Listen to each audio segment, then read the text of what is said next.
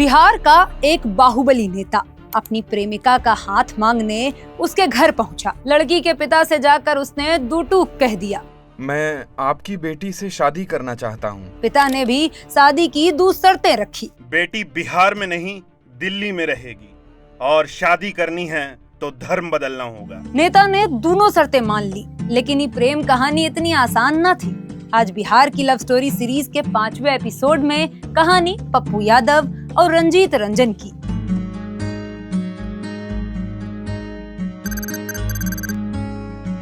महज 24 साल की उम्र में राजेश रंजन उर्फ पप्पू यादव सिंघेश्वर से 1990 में विधायक बने और 1991 तक वो पूर्णिया से सांसद बन गए थे। पप्पू लालू के बेहद करीबी थे। वो अक्सर उनके घर आते जाते रहते। इन्हीं मुलाकातों के बीच पप्पू को लालू की बड़ी बेटी मीसा भारती पसंद आ गई। एक रोज उन्होंने सीधे लालू यादव से मीसा का हाथ मांग लिया। सीनियर जर्नलिस्ट शंकरसन ठाकुर अपनी किताब द ब्रदर्स बिहारी में यहाँ तक लिखते हैं, लालू पप्पू को एक गुंडे के रूप में उपयोगी मानते थे, लेकिन दामाद के रूप में स्वीकार नहीं कर सकते थे। लालू ने पप्पू और मीसा की शादी से साफ इनकार कर दिया। यहाँ तक कि पप्पू से सारे रिश्ते भी खत्म कर दिए। साल 1991 पप्पू यादव आरक्षण विरोधी आंदोलन में शामिल हुए।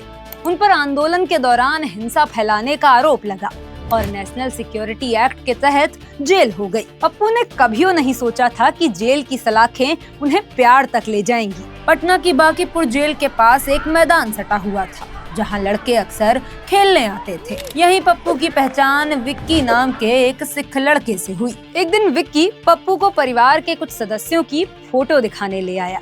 इसमें एक तस्वीर में स्कर्ट पहने टेनिस खेलती एक लड़की दिखी। पूछने पर पता चला कि लड़की विक्की की बहन है, जो टेनिस में नेशनल खेलने वाली है। पप्पू जेल सुपरिंटेंडेंट के फोन से रंजीत के घर कॉल करने लगे। पहले तो सिर्फ रंजीत की आवाज सुनने के लिए वो ब्लैंक कॉल करते और फिर धीरे धीरे बातें भी शुरू हो गई। जर्नलिस्ट नेत्रा चौधरी की किताब behind bars prison tale of India's most famous के मुताबिक ये सिलसिला 3.5 महीने तक चला। उसके बाद पप्पू को जमानत मिल गई। एक दिन पप्पू को पटना क्लब में हो रहे एक स्पोर्ट्स इवेंट में बतौर मुख्य अतिथि बुलाया गया था।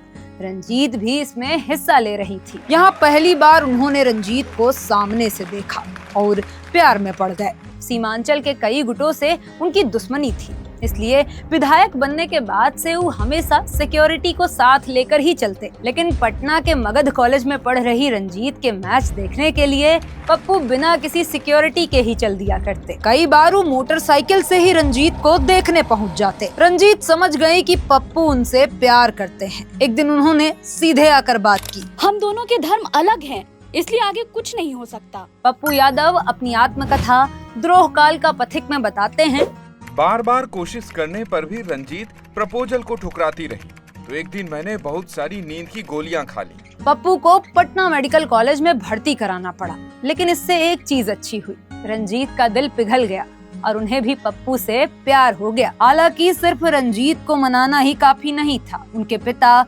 गुरुद्वारे के हेड ग्रंथी थे और माँ को भी चिंता थी कि बेटी दूसरे धर्म के परिवार में कैसे रह पाएगी। जब पप्पू के पास परिवार वालों को मनाने का कोई रास्ता नहीं दिखा, तो उन्होंने राज्यसभा सांसद SS आहलूवालिया से बात की। आहलूवालिया भी सिख धर्म के ही थे। रंजीत के परिवार में उनका खूब सम्मान था। आखिरकार उनके कहने पर रंजीत के माता पिता शादी के लिए मान गए। यहाँ तक कि धर्म बदलने वाली शर्त भी हटा दी। 6 फरवरी 1994 को पप्पू यादव और रंजीत की शादी हो गई। इस मौके पर पूरा पूर्णिया सजाया गया। उस समय बिहार के मुख्यमंत्री रहे लालू प्रसाद यादव भी शादी में शामिल होने आए थे। शादी के 1 साल बाद ही रंजीत रंजन भी राजनीति में आ गई। अभी रंजीत राज्यसभा में छत्तीसगढ़ से कांग्रेस सांसद हैं और पप्पू लोकसभा में पूर्णिया से निर्दलीय सांसद हैं। उनकी शादी को 30 साल हो चुके हैं। उनका एक बेटा सार्थक और बेटी प्रकृति है। बेटा सार्थक दिल्ली टीम के लिए क्रिकेट खेलता है। अक्टूबर 2024 में पप्पू यादव को लॉरेंस बिश्नोई गैंग की तरफ से जान से मारने की धमकी मिली थी। हालांकि दोनों ने ही अलगाव का कारण नहीं बताया है। हमारे बीच काफी समय से मतभेद चल रहे हैं और अब हम अलग रह रहे हैं। लव स्टोरी के ये एपिसोड में इतना ही। अगले एपिसोड में कहानी शत्रुघ्न सिन्हा और पूनम चंद्रमानी की। इस तरह के और इंटरेस्टिंग एपिसोड्स देखने के लिए डाउनलोड करें दैनिक भास्कर ऐप।